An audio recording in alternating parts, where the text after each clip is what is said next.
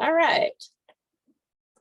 All right, so good morning, everybody, or good afternoon for most of you guys. It's morning time over here. It's 7 o'clock a.m. here in beautiful Big Island, Hawaii, on the east side of the Big Island here. And so I'm glad you guys were able to join us.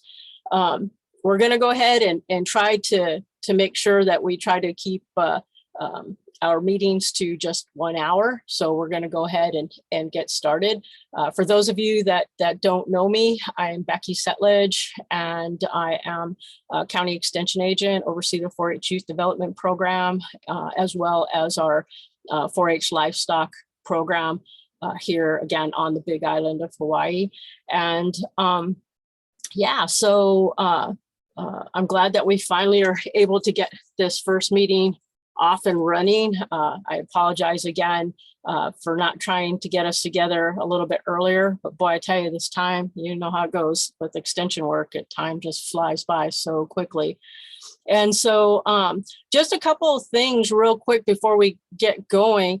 When I took on this position, one of the things that I had noticed was that when we were trying to get a email list put together, we had our past presidents that had their lists.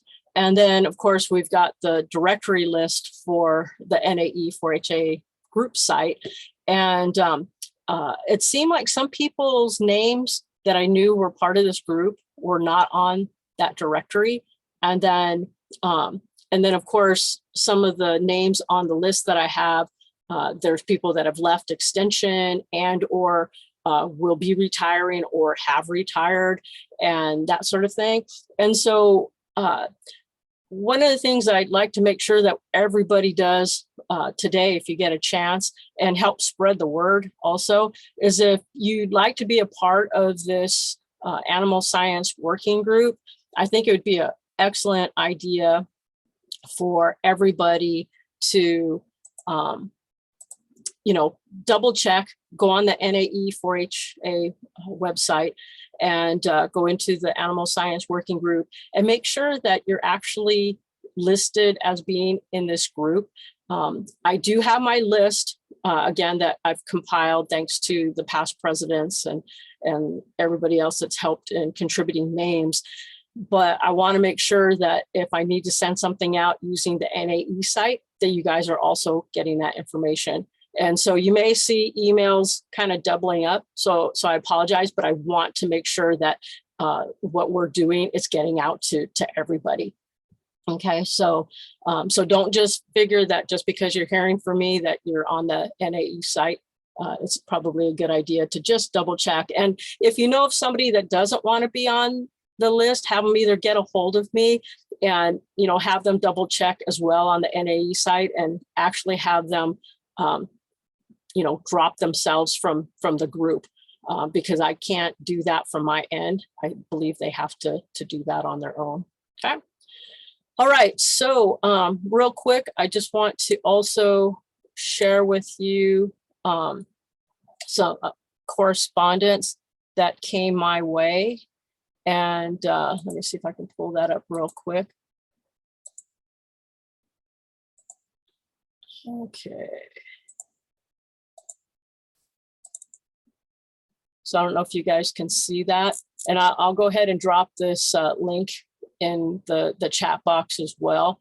But University of Idaho, I had them contact me and they asked if I would mention about a 4-H STEM position that they have open. And so its anticipated start date is this summer. So you can kind of take a look at that and I'll pop that link in the chat box there for you. So if you know of anybody that's interested in applying, there you go. Okay. And let's see, as far as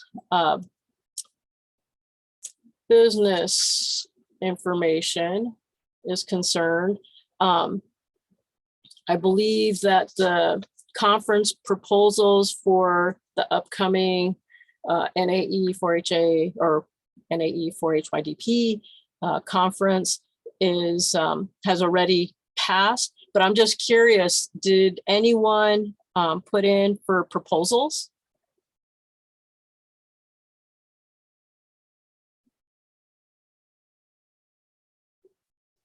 Oh, okay, so it looks like Stephanie. Stephanie, go ahead and unmute yourself. What did you put in for? I put in for one of the horse programs we do here. Oh, okay, wonderful, wonderful. Anybody else put in for a proposal? Go ahead, Nancy. I think we did one on small animal science classes we teach on Zoom. Very good, very good. Okay.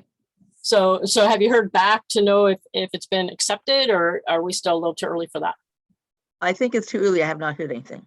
Okay. Okay. Well, good luck. I hope those of you that have put in for proposals, I hope that you get them, and yeah, that's wonderful. Okay. And then next under business, I also had the Excellence in Animal Science Award. They are in the process of looking for judges to help with that.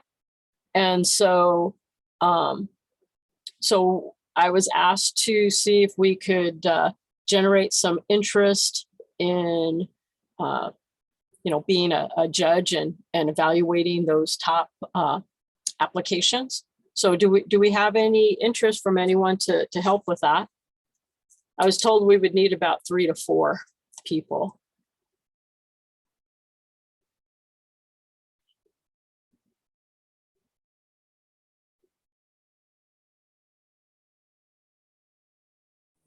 This is Ashley. I could help with that. Thank you, Ashley. And good morning. We are recording this meeting. I know you mentioned that you would be willing to take notes, so thank you. And yeah, welcome. Okay, so Ashley, anybody else be willing to help with judging or evaluating our boards? This is Jessica. I can help as well. All right. Thank you, Jessica. And Jessica, where are you from? I am from New York with Dana. Okay. There's a couple of volunteers in the chat as well. Oh, super. Thank you. So hard to view all of what's going on here. So let me take a look.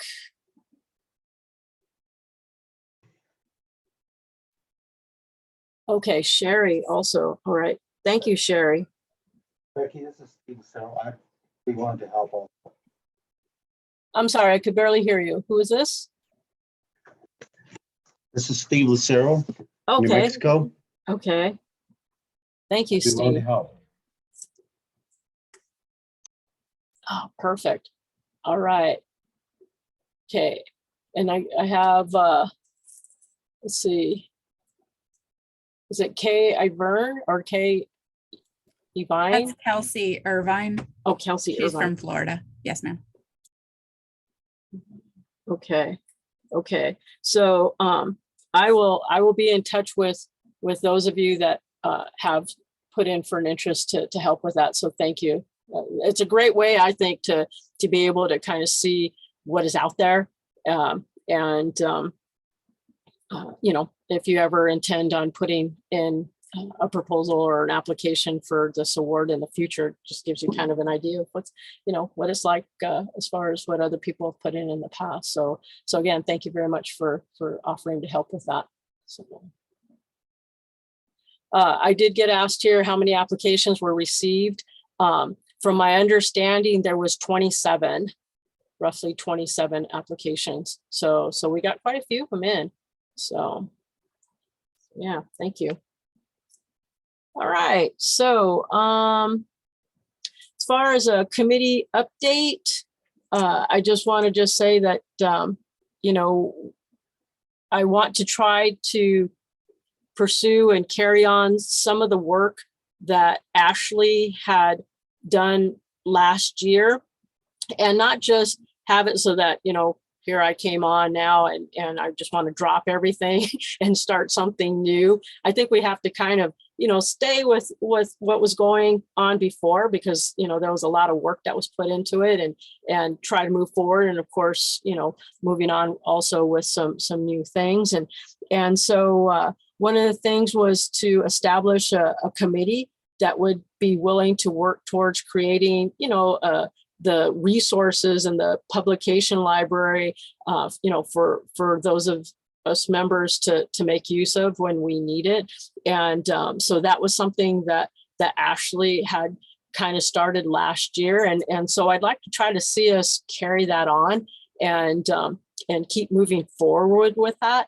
But in order to do that, I would need to, establish a committee to, spearhead that, and maybe with our next meeting, we can kind of get an update kind of where we're at.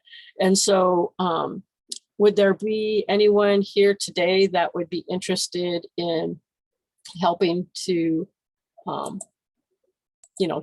follow up with that?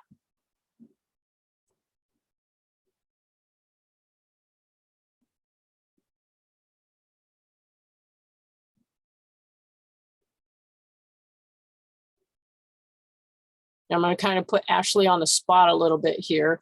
And so Ashley, would you like to maybe kind of help in moving this forward so we can keep it going, and then we can see if there's other people that would like to help you in pursuing that? Yeah, I can probably help with that. I'm not sure I can lead it, just as far as what my time commitment is right now, but I can certainly help if there's a team. Okay. So if you're interested, just let us know, because again, I mean, there's been a lot of work put into this, and I see that Caroline Hansen is also interested in helping with it, although she says too that, she wouldn't be able to commit to the time as far as leading it. Okay, and Stacy, okay. And I think as far as actually leading it, I think it would just more be someone that can get this committee together and help, to just maybe meet periodically to just kind of see what can come up, so I don't think that there's going to be too much of a time commitment to it. What would you say, Ashley? I would think if we met a couple times, it would be, we could probably start moving things to keep things moving. Okay. So I can get in contact with Caroline and Stacy at least to see maybe kind of what their schedules look like. Okay, super. And if there's anybody else that would like to be part of this committee, I'm gonna say go ahead and jot your name down, or that you're interested in the chat box, or contact Ashley directly. And thank you, Caroline, for putting up your email address. Appreciate that. So, okay. So thank you again, Ashley, for all the hard work that you did this past year as the chair of this group. And yeah, let's see if we can keep that committee working and moving forward. And yeah, so before we move on, is there any other business that you think we should cover today?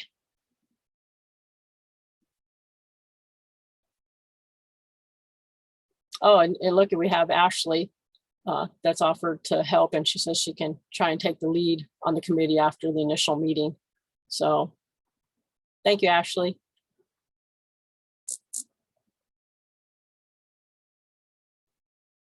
Okay, seeing that there isn't any other business, what I'd like to do next then is introduce our presenter. And so, sorry about that, everybody. Give me 1 second. Okay, so what I like to do next is I'd like to introduce to you our presenter for today. One of our goals this year was to try and have some personal development opportunities for this group. And Stephanie Connors, our chair-elect, had offered to kind of kick things off with a presentation today. And for those of you that don't know Stephanie, she's from Florida with the University of Florida, and she's an extension agent there. She's a mom of a spectacular daughter and the wife of a lifelong Green Clove Springs native. And so she tells me that all of Florida is pretty amazing, but she might be a smidge biased on that. So, she has been a 4-H agent now for about 15 years. Her specialty areas are animal science, agriculture, and communication. And their main focus there in Clay County is developing life skills in youth centers around communication, leadership, and community service. And so with that, I think what I'm going to do is turn things over to Stephanie to get the ball rolling on our first professional development presentation. Perfect. Thank you, Becky. Can you guys hear me okay? Can. Perfect. Okay, I'm going to go ahead and share my screen. While I am doing that, can you guys see my PowerPoint okay? We can. Okay, perfect. So when we talked a couple times, Becky and Ashley and I, over the past couple months, and then probably a week and a half ago, really sat down and had that conversation of the direction to take this task force and committee and what we wanted to see. Presentations kind of kept coming up in the conversation. And really presentations from you all as part of the group. So things you guys are doing within your own programs, and how do we get those opportunities for us to share those things. So kind of when we asked the question, we all kind of sat there like, who's going to volunteer first? And I finally was like, okay, well, I'll do it.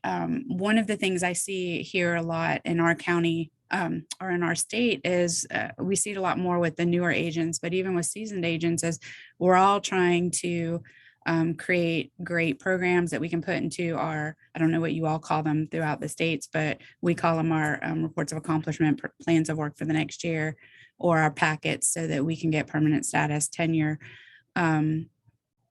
And as my years have progressed, I've realized, we don't always have to recreate that wheel. So for me, when I was talking with Becky and Ashley, I said one of the things I try to talk to newer agents is really understanding that you don't always have to start from scratch.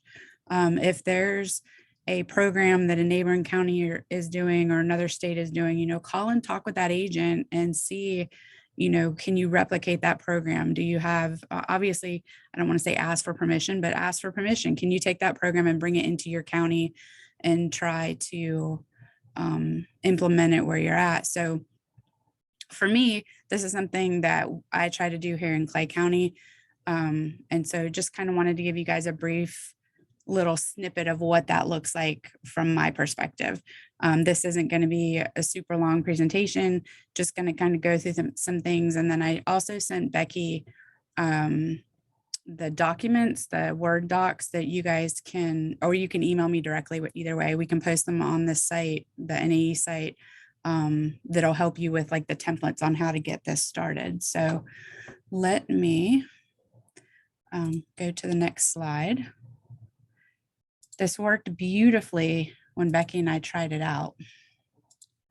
Okay, so as we all know, as 4-H agents and probably other extension agents, we all get these moments where we look like this.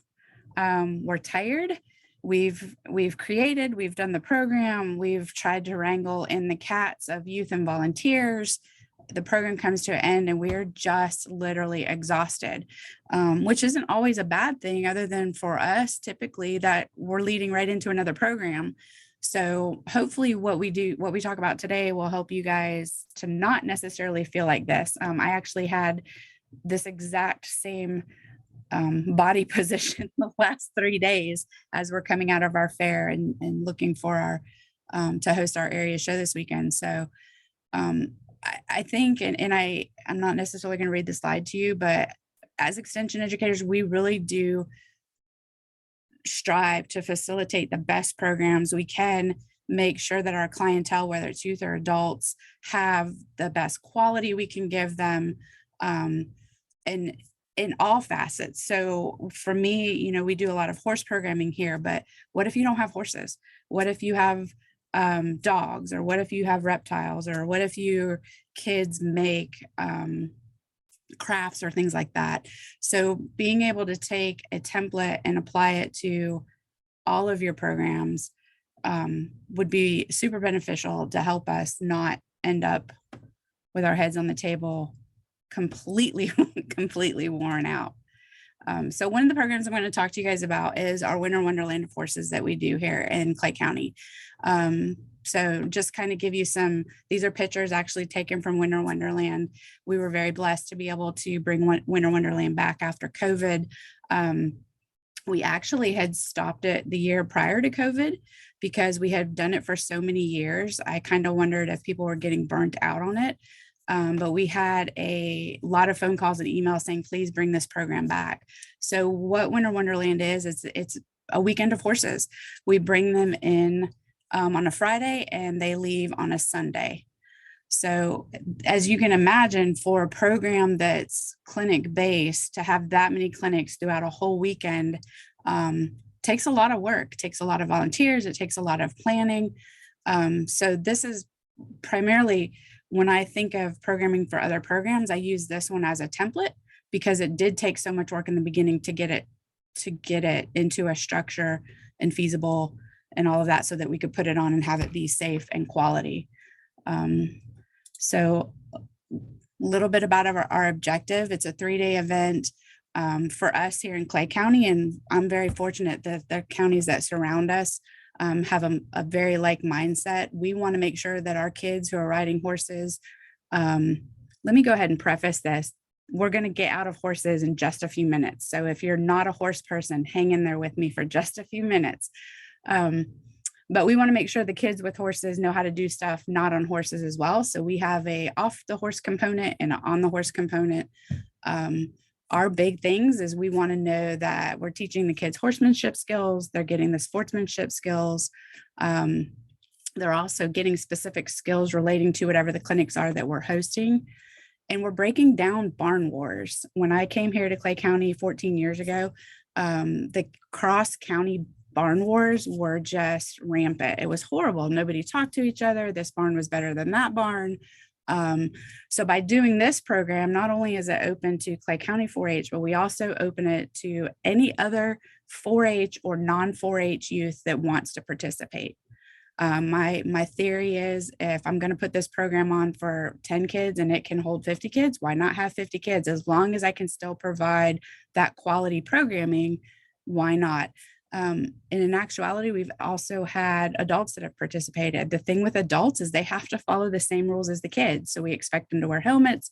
We expect them to dress appropriately. We expect them to have the same riding ethics and off the horse ethics as the kids do. So this program is really all encompassing of what we're trying to put through in our 4-H program. Little breakdown of the schedule. So again, we run Friday after school hours. So from 6 to 10, Friday is our off the horse day. So everything we do Friday does not involve kids getting on the backs of horses. Saturday is all riding, unless we're doing like pattern classes or in-hand classes like that, but there is riding components on Saturday. And then Sunday is fun show. We have fun. For the kids, it's fun. And for the parents, it's fun. For me as an educator, I get to see them put into use what they've learned the last 2 days.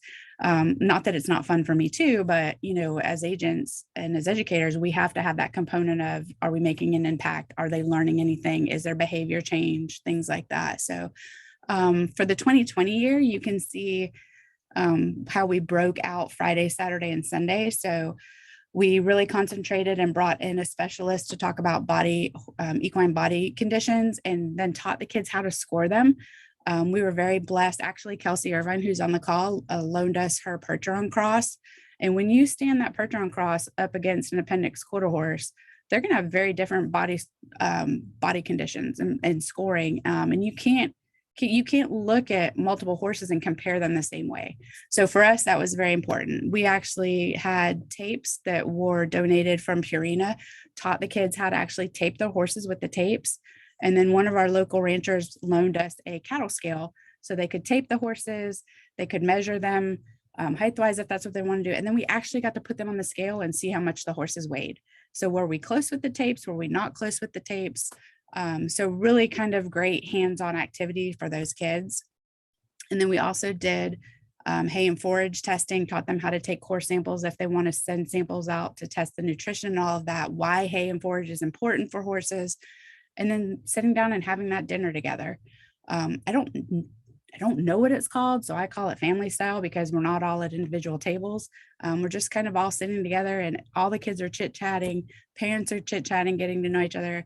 At this particular event in January, we actually had kids from 6 different counties besides Clay.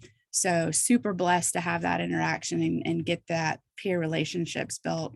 Saturday, we did ranch classes. You can kind of read what we did. We also did hunter classes. And then after the clinics were done, they ran till about 3-ish. And once those were done, then it was open riding. The kids could just ride wherever they wanted to ride, as long as they were doing it safely. And then we were going to do a ride and movie, but I will tell you, it was super cold here. So parents didn't want to do that. So that's why we did the open ride. And then Sunday we did the fun show. So kind of a little breakdown of how Winter Wonderland worked, what our purpose is, our objectives.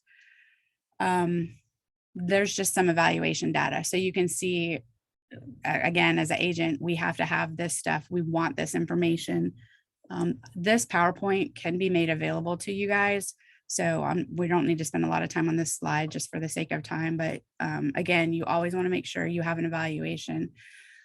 Some of this was observational, and then some of it was sent out via email, and some of it was collected on hard copy. Don't recommend you do it 2 different ways or 3 different ways, but that's how it ended up this year. So typically we either do hard copy, they fill it out at the end, or we'll send it out the week following the clinics.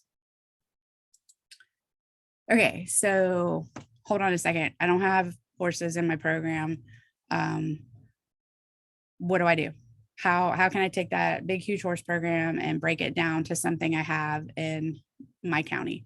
So sitting here as I was talking with Becky going, okay, how do we make this work for everybody? Let's just sit there. Most people have dogs. Not everybody has dogs, but most people have dogs. So how can I take that and switch it over to dogs? So here's my initial thoughts. We're going to do dog days of summer. We had Winter Wonderland of horses. So now we're going to do dog days of summer, weekend of dogs. Get your little catchphrase down there, premiering at the Clay County Fairgrounds. Here's the save the date. This is to save the dates are typically what we'll send out at the beginning of the year. We start planning our 4-H year in like June or July. And then that way, when September rolls around, we can start pushing everything out. For programs like Winter Wonderland, I know I'm going to do that next year. So I actually can get that set before June or July. But here's my initial thoughts when we talked about this. Again, jotting down just simple initial thoughts. So, okay, looking back at Winter Wonderland, I think nutrition is great. Kids love making things. Dog treats are perfect. A lot of dog treats, you do have to check ingredients, but a lot of dog treats can be used for other animals as well. So it can be multi-purpose. And if you're doing it right, the kids can eat the dog treats too, if that's really what they want to do. So again, kids love that. Dogless Olympics. So we've done horseless Olympics a couple times at Winter Wonderland. And again, those 2 things would be Friday night, all without the dogs. There's no dogs there. So when we say dogless Olympics, what does that mean? You're going to have the kids going through a dog obstacle course. It sounds crazy. You don't think they're going to do it, but kids actually love doing stuff like that. Again, for me here, communication is big for us in Clay County. So every time we have a child that steps out to do, like say they're going to run over the ramp through the dog Olympic course, the audience is going to say their name, or the audience is going to say which county they're from. So remember, as agents, we want to try to incorporate other stuff in there. So for me, with communication being important and building the sportsmanship and the peer relationships across county lines, I always make sure names are being said and make sure those kids are connecting with each other and supporting each other, even in stuff like dog Olympics and the making dog treats and stuff like that. And the kids do it. They just want to have fun. So Saturday, I would look at maybe what kind of jobs dogs have. So we have canine dogs, we have sniffer dogs, we have bomb dogs, we have support dogs, emotional support dogs, we have guide dogs, we have cow dogs. So what kind of jobs dogs can have? When I initially am thinking about clinicians, maybe I could bring in. So partnerships with my local sheriff's office, things like that. Other two clinics we could do is like dog obedience 1 for people who really know nothing about dog obedience. And then I said dog obedience 2.0 for those people, one that either have dogs like mine that are soup sandwich crazy, or dogs that you want to just take to that next level of experience. So again, if you don't have that knowledge, bringing in clinicians, making that partnership, and then Sunday or even later Saturday night, having a fun show that the kids can actually take their dogs, put the stuff into use that they've had. All right, so you're sitting here right now going, say, that was not helpful. You did not teach me anything. This is where we're going to switch off and go to, let me see if I can get back there.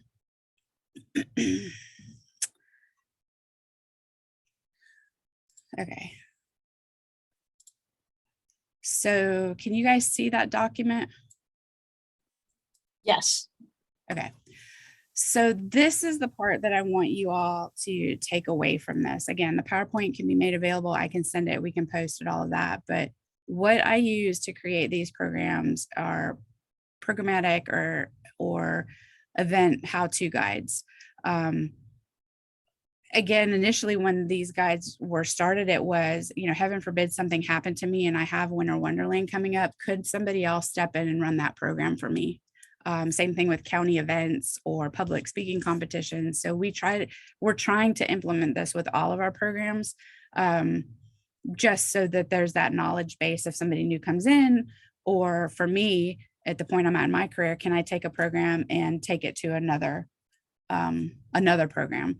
So pretty simple. It's the name of the program. I know I want it to be a equine clinic. I got my name. We're good with that.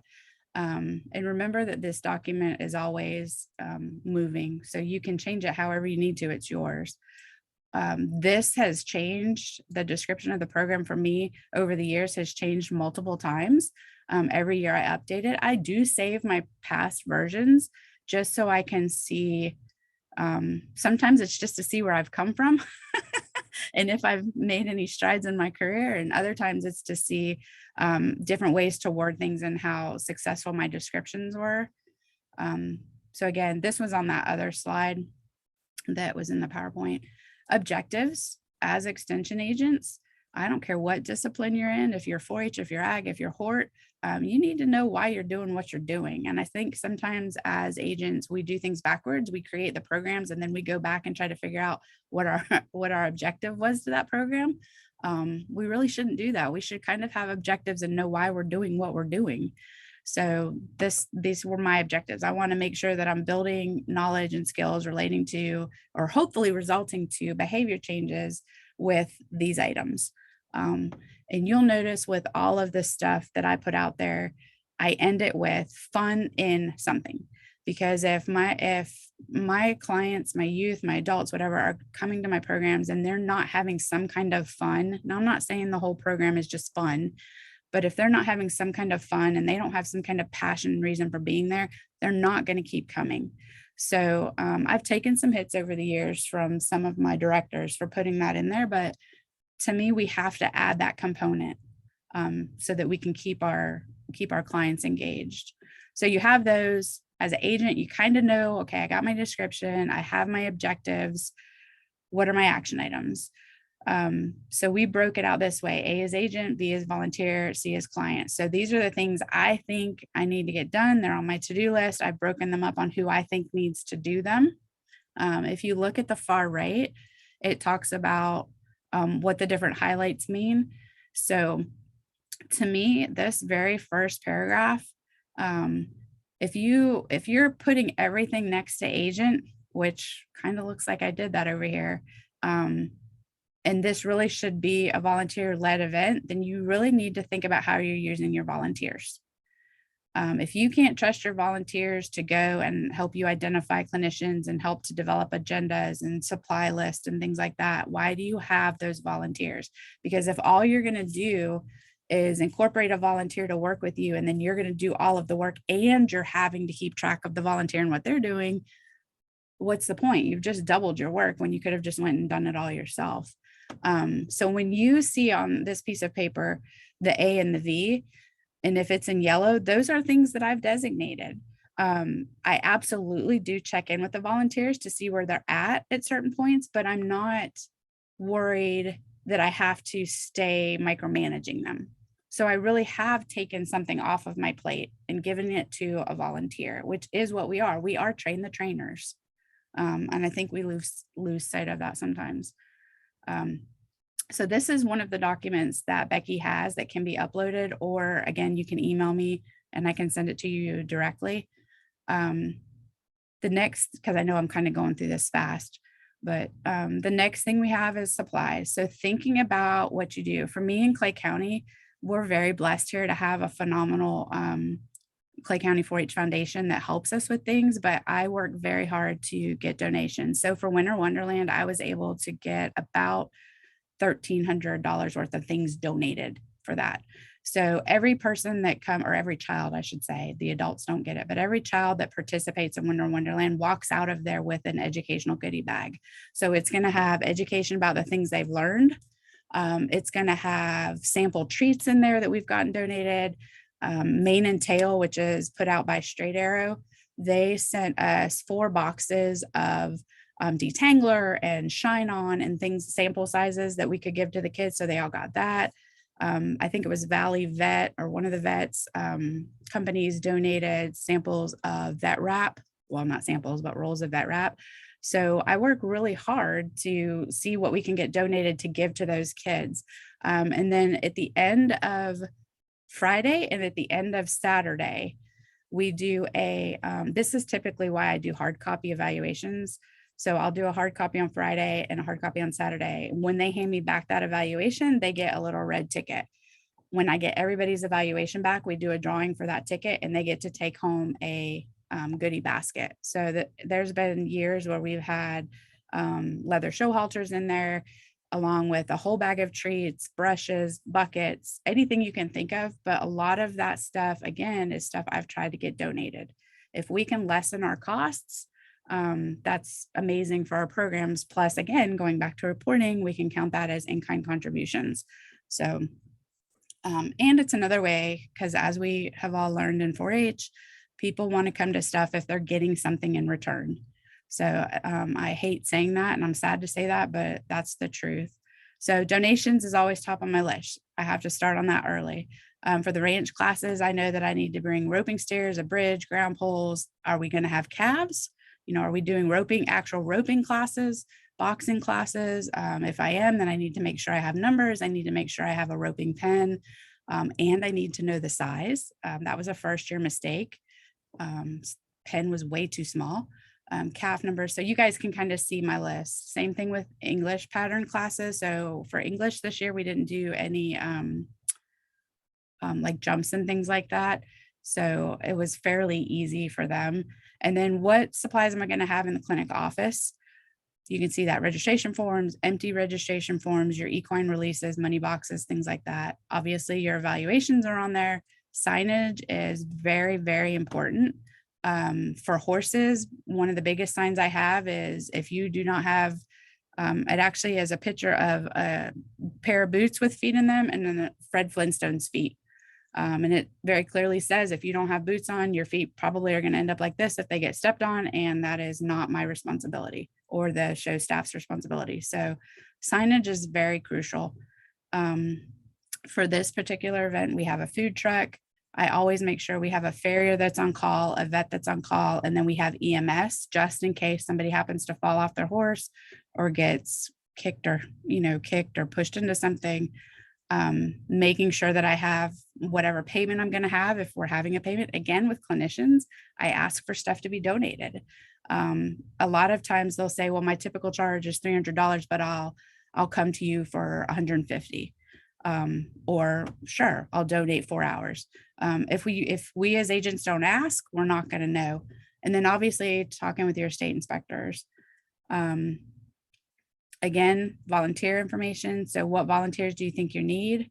How many? What's the description of what they're going to do? I'm not sure why we have responsibilities, because to me, that's the same thing as description. That's not filled out on any of mine. And then what is our responsibility as agent? What am I expecting myself to have to do? I'm going to oversee it. I'm going to make sure the risk management's in place. The primary volunteers understand what that plan is, greet and thank the clinicians and volunteers. And then I'm going to help wherever I'm needed, because I have volunteers in place to do the other stuff. Other questions, you can add these as you see fit. What other questions might you consider? And then what's your timeline? So I always start it in September, which is kind of odd. I should take it probably back to July, but so you can kind of see what I start looking at each month. And if I scroll all the way down, you can actually see in June and July, it says upcoming clinics and workshop ideas. So you can kind of see that. So now that you've seen that one, let me take you over to this one, because again, you're saying this isn't helpful for me. How do I get this equated to dogs? So you're taking can you guys see that okay? You're taking the same exact form and you're just filling out the information. If you're planning this, so I said dog days of summer, weekend of dogs. So easy peasy for me. I'm going to take the Winter Wonderland and I'm going to replicate it. My clinics obviously are going to be different, but and my objectives might be the same. My description might be different. My description might differ a little bit, but you can kind of see how I tweaked the one program to make it fit the other program. You can do the same thing. I tried it. I didn't get it all the way finished, so I didn't present it. But I also tried it with a craft camp to see if I could take the 3-day camp and convert it into that. And you can. It took me a little bit more thought process because I'm not very crafty. So I didn't really know what craft people do, but and I didn't get all the way finished with it, but you can kind of see the same things. What are your objectives? What's your description that you're going to put out there? Honestly, for me, my action items didn't change a whole lot because I'm kind of doing the same program. It's just, slight differences in some things. Supplies needed obviously changed a little bit. If I'm going to be making treats, I know I'm going to need the ingredients for the treats. I'm going to need the cookie sheets to bake the cookies on, or however you're making them, spatulas. With the Olympics, I'm going to need dogless Olympics cones, teeter totters. For the dog days, I opted not for a food truck because I don't know how big it's going to be. So we're just going to have a concession stand. So Friday night, we're ordering pizza. We're going to have pizza, salad, chips, and drinks. It's easy peasy. Simple, cost effective. So just making sure I have those supplies. For this one, I broke it out by days as well. So you can see Friday, Saturday classes. You'll see question marks there because I have no idea. This is I don't know a lot about dogs, so we're learning this one. Are you there? Office supplies. So you can kind of see the same things. Again, these forms are available for you to look at. I still would have a vet on call if it's animal related. I don't think you need EMS for dogs, but maybe you do. I'm not sure. And then for the state inspector, probably more so with them just calling and saying, are there any requirements I need to know about? Do I have to have dogs there that are vaccinated? To me, I would say yes to that, but I don't know. You may not. My volunteers stayed the same. I just lessened the number for some of them. The other key point I wanted to tell you guys with breakdown, don't hesitate to ask your parents to help you break stuff down. They're there. Their kids are normally packing up their stuff, or their kids should be packing up their stuff. Their parents should not be doing that. So have the parents step in and help you. There's no reason why. We have that with our horse and our livestock clinics that I host here. We always have the parents help us put panels up and stuff like that. Same thing with the volunteer descriptions. So I think the big thing I want you guys to take away with these 2 pieces of paper is, and I know it's a piece of paper, but if you have this piece of paper, you pick a program that works for you, you want to replicate it into something else, use that same piece of paper because you already probably have it halfway started. You don't need to recreate and start from scratch with everything. A lot of this stuff just copied over to the new one. And honestly, if I was going to make the dog clinic just a 1-day thing, I still would do the same thing. It's just some information might change a little bit. You can see this one, you'll notice that the months are a little bit different, but that's because this dog clinic I have starting in June, as opposed to January when I had the horse clinic starting. So let me go back to any questions while I'm going back. I know I'm blasting through this kind of fast, but Yeah, there's been some comments and questions. I didn't want to interrupt you, and so we can certainly go through them when you're finished. okay. I think this is the last slide. So the big things that I want you guys to take away is, create or borrow. We're an extension. We all think our programs are neat and great, but why not share them? I think Winter Wonderland is phenomenal. It has met all of my expectations and more. I actually had a horse clinic here last night, and people that had come to Winter Wonderland in January were asking if they could please come to our Clay County Equestrian Team program last night. So sure, why not? I'm going to be here. I have the space. Come on down. So we had 2 other counties join us last night. So for me, with the thing last night, borrowing my how-to template from Winter Wonderland created the program for last night. Making sure that you have a program that you can replicate, think outside the box. I know we have a lot of policies and rules that we have put against us or put there for our, I don't know, ease of work. But, sometimes we have to think outside the box, and we have to teach our kids that. If I had 2 construction companies donate me enough money that I could buy a new speed timer and a 40 or 55-inch TV for speed events. Construction companies, they have nothing to do with horses or speed or anything else. So, thinking outside the box when you're doing these programs. Don't forget to ask your clients what they want. Winter Wonderland has only been successful because I have asked the kids and I have asked the parents, what do you want at the next clinic? What do you think you're lacking? One of the most surprising things I ever got told was in-hand pattern classes. And we had the most attendance for that clinic that we've ever had. And it surprised me. I'm like, normally kids just want to jump on the backs and go. But making sure that you're asking, and if they're not asking for it, don't do it. Don't put more work on yourself. Do something that they want. Make sure that you're drafting that program into the program you're replicating in the how-to template, which kind of just flows with that. And then breathe. I'm telling you that if you can use it, and I'm not saying you have to use mine, if you can come up with a template of your own once so that you're not recreating it, it's going to lessen the stress of planning a program and starting fresh each time. If you can take those templates, plug in the information you need, I'm telling you guys, it's going to save you a lot of heartache and just stress in your life. So again, the PowerPoint is going to be available. You guys can email me directly for the PowerPoint. I also did send, Becky has the dog days one and she has the Winter Wonderland one that are already filled out.